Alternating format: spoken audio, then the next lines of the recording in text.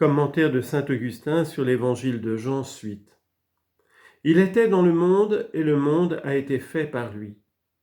Ne pense pas qu'il était dans le monde comme y est la terre, comme y est le ciel, comme y sont le soleil, la lune, les étoiles, comme y sont les arbres, les animaux et les hommes. Ce n'est pas ainsi qu'il était dans le monde. Mais comment y était-il? Comme un ouvrier qui gouverne ce qu'il a fait. Non toutefois qu'il ait fait son œuvre comme un ouvrier fait la sienne. Hors de l'ouvrier est le coffre qu'il façonne. Ce coffre est placé dans un endroit autre que celui où il se trouve lui-même, pendant qu'il le fabrique. Et bien que l'ouvrier se tienne à côté de son œuvre, il est cependant ailleurs et en dehors de l'objet de son travail. Pour Dieu, il est répandu dans le monde qu'il crée. Il demeure dans toutes ses parties. Il ne se retire nulle part ailleurs. Il n'est point placé au dehors du monde pour le laisser en quelque sorte tomber de ses mains. Par la présence de sa majesté, il fait ce qu'il fait. Par sa présence, il gouverne ce qu'il a fait. Ainsi, il était donc dans le monde comme celui par qui a été fait le monde, car le monde a été fait par lui et le monde ne l'a pas connu. Qu'est-ce à dire, le monde a été fait par lui? Le ciel et la terre et tout ce qui s'y trouve s'appellent le monde. En outre, et dans un autre sens, on appelle de ce nom les amis du monde. Le monde a été fait par lui et le monde ne l'a pas connu. Quoi? Les cieux n'ont point connu leur Créateur? Les anges ne l'ont point connu?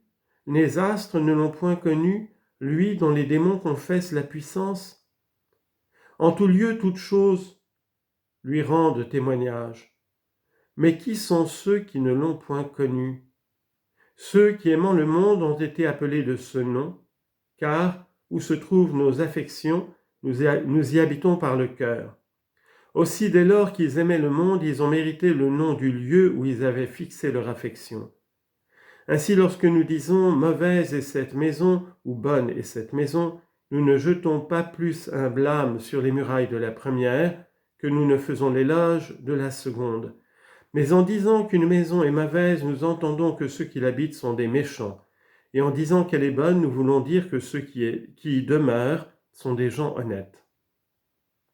Ainsi, par le monde, nous entendons ceux qui ont fixé leurs affections. Qui sont-ils encore une fois? Ceux qui l'aiment parce qu'ils y habitent par le cœur.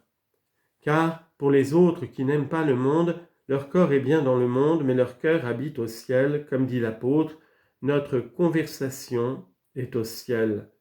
Philippiens chapitre 3, verset 20. Donc le monde a été fait par lui et le monde ne l'a pas connu. Il est venu chez soi parce que tout cet univers a été fait par lui et les siens ne l'ont pas reçu.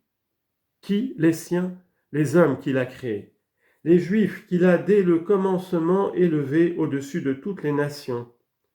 Car les autres peuples adoraient les idoles et servaient les démons. Mais les Juifs étaient issus de la race d'Abraham, ainsi ils étaient particulièrement les siens. Ainsi ils étaient particulièrement les siens, parce qu'ils lui appartenaient par le lien de la chair dont il a daigné se revêtir pour notre amour. Il est venu chez soi et les siens ne l'ont pas reçu. A-t-il été absolument rejeté de tous? Aucun d'eux ne l'a-t-il reçu? Aucun d'eux n'a-t-il été sauvé? Car personne ne sera sauvé à moins de recevoir Jésus-Christ. Mais il ajoute, quant à ceux qui l'ont reçu, que leur a-t-il accordé? Étonnante miséricorde, admirable bienveillance, unique par sa naissance, il n'a pas voulu demeurer seul.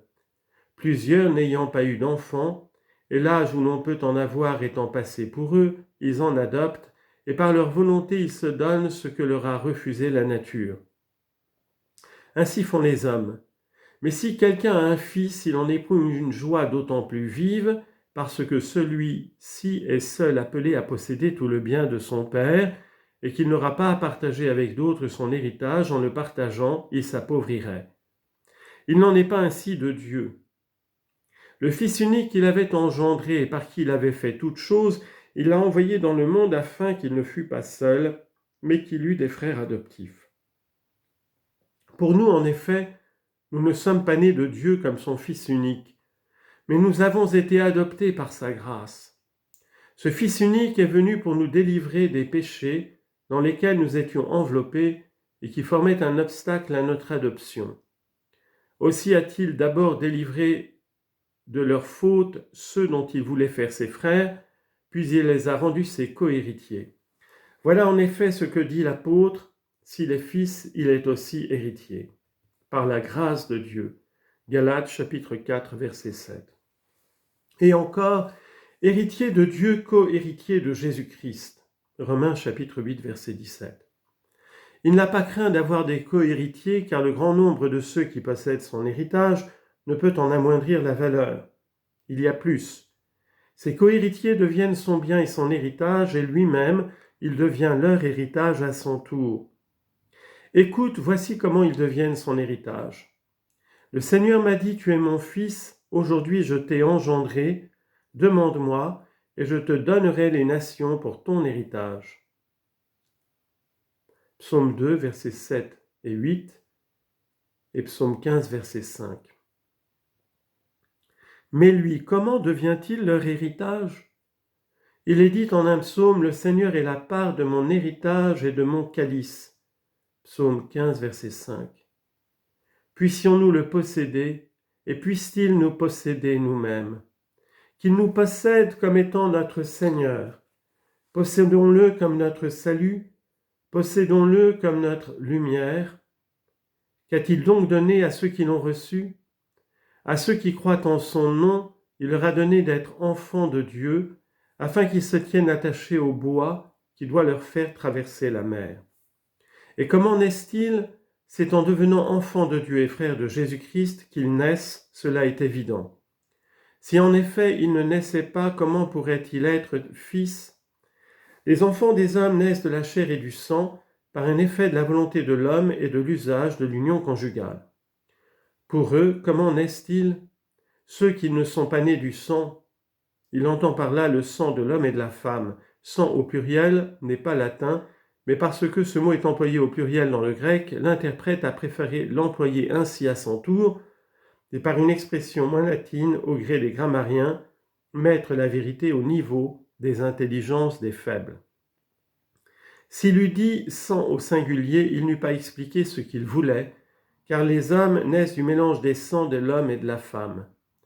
Disons-le donc aussi, sans craindre les férules des grammairiens, s'il nous est possible par là d'arriver à une connaissance de la vérité, plus claire et plus solide, celui qui comprend condamne cette manière de parler. Sa facilité à saisir les choses le rend intraitable. Ceux qui ne sont pas nés des sangs, ni de la volonté de la chair, ni de la volonté de l'homme. L'évangéliste emploie le mot chair pour celui de femme, car lorsqu'elle fut formée de la côte d'Adam, celui-ci s'écria « Voici l'os de mes os et la chair de ma chair ». Genèse chapitre 2 verset 23. Et l'apôtre a dit « Celui qui aime sa femme s'aime lui-même, car personne ne hait sa propre chair ». Éphésiens chapitre 5 versets 28 et 29. Ce mot chair est donc employé pour désigner la femme, de même que le mot esprit est quelquefois mis pour désigner le mari. Pourquoi ? Parce que l'esprit gouverne et que la chair est gouvernée, parce que l'un doit commander et l'autre obéir. En effet, où la chair commande, l'esprit obéit. C'est une maison en désordre. Y a-t-il rien de pire qu'une maison où la femme a le commandement sur l'homme ? Une maison bien ordonnée est celle où l'homme commande et où la femme obéit. Ainsi encore, l'homme n'est lui-même dans l'ordre qu'autant que chez lui, l'esprit est le maître et que le corps est l'esclave. Ils ne sont donc pas nés de la volonté de la chair ni de la volonté du sang, mais de Dieu. Pour que l'homme pût naître de Dieu, d'abord Dieu est né de l'homme, car Jésus-Christ est Dieu et Jésus-Christ est né de l'homme. À la vérité, il n'a cherché qu'une mère sur la terre parce qu'il avait déjà un Père au ciel. Il est né de Dieu pour nous créer et il est né de la femme pour nous refaire. Ne t'étonne pas, ô homme, de ce que tu deviens fils de Dieu par la grâce, de ce que tu nais de Dieu par son Verbe. Le Verbe a voulu d'abord naître de l'homme, afin que tu fusses assuré de naître de Dieu, et que tu fusses à même de te dire à toi-même, ce n'est pas sans motif que Dieu a voulu naître de l'homme. Il faut qu'il m'ait jugé comme ayant quelque valeur pour me rendre immortel, et pour naître lui-même mortel à cause de moi. L'évangéliste a donc dit: ils sont nés de Dieu.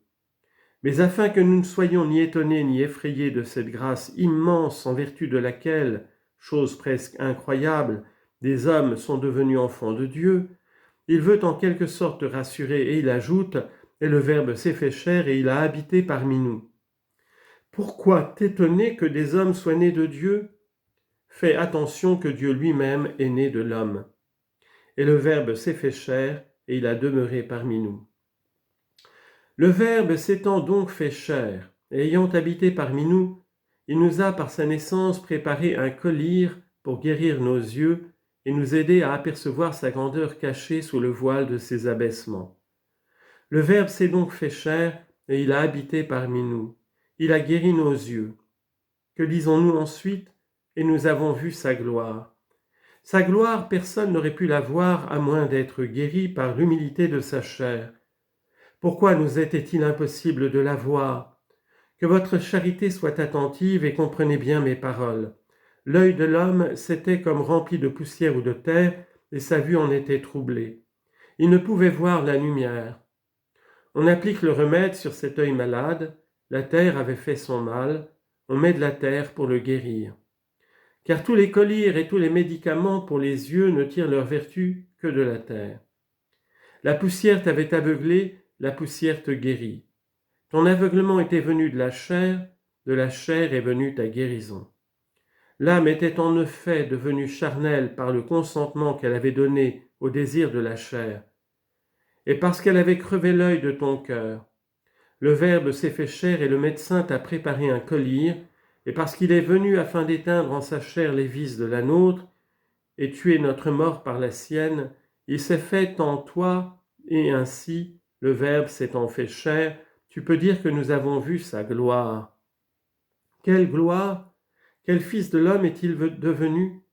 C'est là pour lui de l'humiliation et non de la gloire.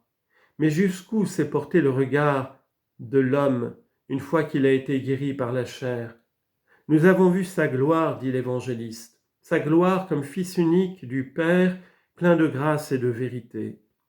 Cette grâce et cette vérité, si Dieu nous en fait la grâce, nous en parlerons plus au long une autre fois, quand nous expliquerons d'autres passages de ce même évangile. Que ceci nous suffise pour aujourd'hui. Quant à vous, cherchez votre édification dans le Christ, que votre foi s'affermisse, soyez attentifs à pratiquer toutes sortes de bonnes œuvres, ne laissez point échapper de vos bras le bois qui doit vous aider à traverser la mer.